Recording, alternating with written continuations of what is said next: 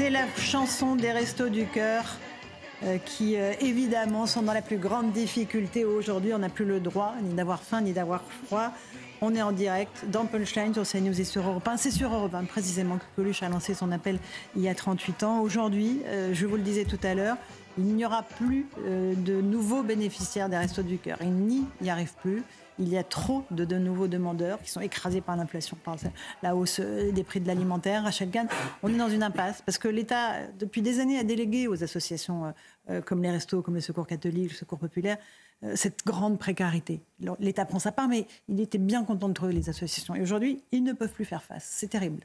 Oui, mais en fait, c'est surtout qu'aujourd'hui, à l'époque de la chanson, c'était on n'a plus le droit, mais aujourd'hui, on a le devoir d'un sursaut. Il est impossible qu'en 2023, des gens aient faim dans notre pays et des gens de toutes les générations. Évidemment, je pense aux étudiants, parce que j'ai eu des chiffres, 77% ne vivent qu'avec 3 euros.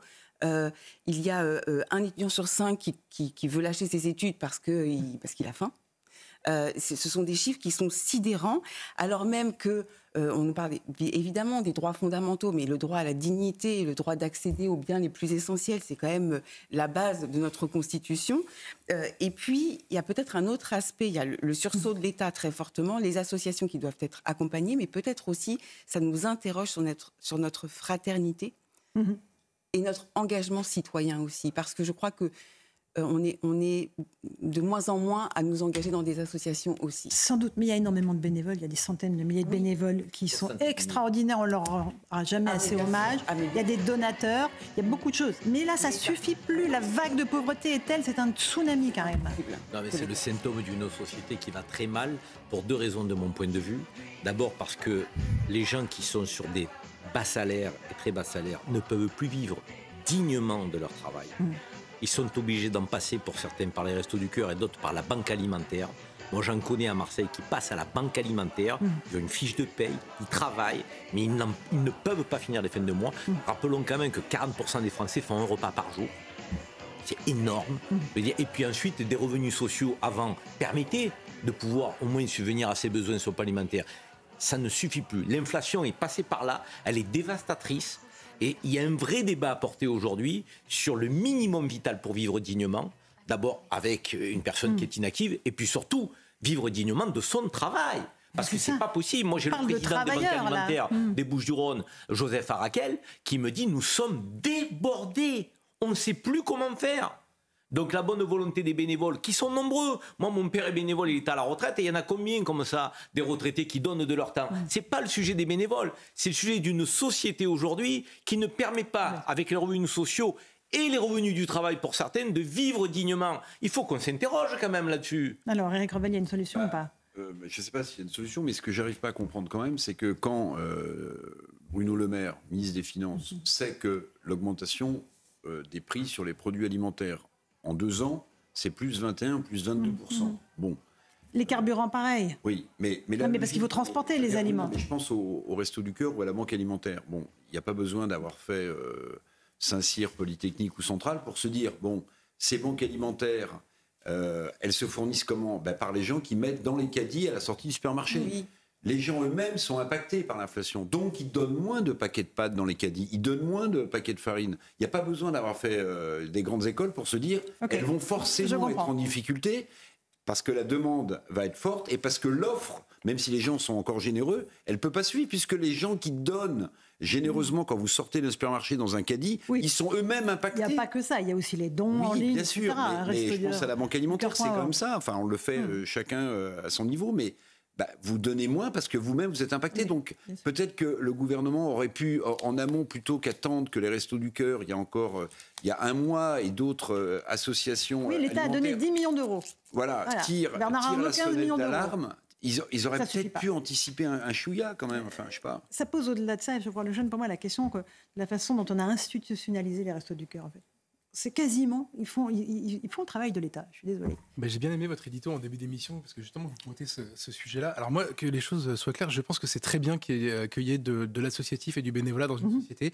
Je pense que c'est même essentiel qu'il y ait de la gratuité, du don, et que c'est un tissu absolument indispensable que l'État ne peut pas remplacer. Donc moi, une société où il y a plus de gratuité, ça me dérange pas du tout. Le problème, et vous l'avez pointé tout à l'heure, c'est que là, pour le coup, on a délégué quasiment une mission régalienne entre guillemets. Et là où vous aviez, à mon avis, touché juste, c'est que quand on voit ça, on se dit du coup que fait l'État avec l'argent qu'il prélève. Je ne veux pas relancer le débat sur l'Agirc Arrco qui fera plaisir à Éric Revel, mais Non, dans l'absolu, on l'a déjà fait hier. Dans l'absolu, en fait, c'est un sujet au-delà de ça. L'État prélève plus que dans les autres pays en fait, donc il a de l'argent dans des proportions à peu près normales.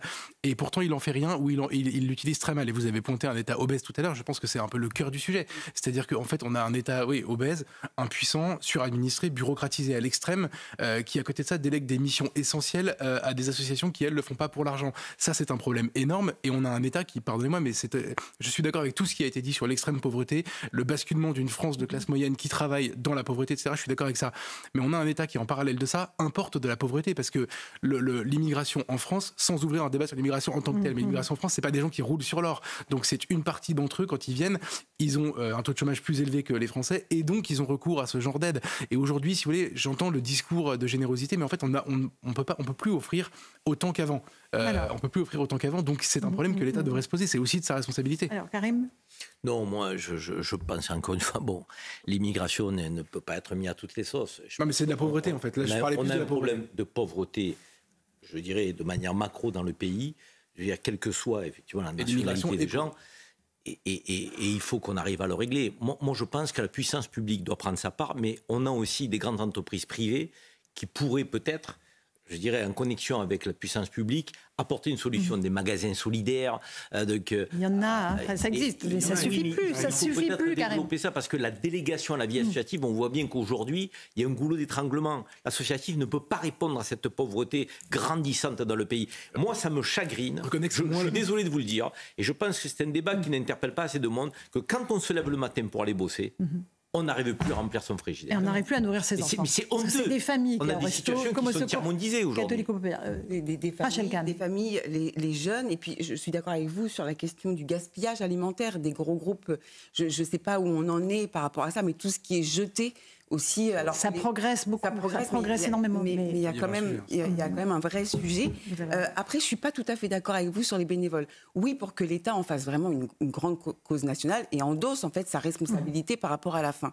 Mais sur les bénévoles, vous avez parlé des retraités. Ouais. Et moi, je serais pour instituer la question de l'engagement dès l'école primaire et dès le collège. Je suis désolée, même si, ce mécanisme de fraternité à mettre en œuvre. Et de bénévolat. Très bonne idée à mettre au programme. Il y a beaucoup de choses déjà qu'on va mettre au programme. Il y a des cours d'empathie. Donc, français matin, français, maths, latin, histoire. Il faut le mettre dans l'enseignement. Empathie, bénévolat. Ça peut s'enseigner dans les familles, l'engagement. Non, mais ça se transmet, ça aussi. Une société de plus en plus individualiste, tournée vers les réseaux sociaux. Est-ce que tout ça est compatible ? C'est la question. Allez.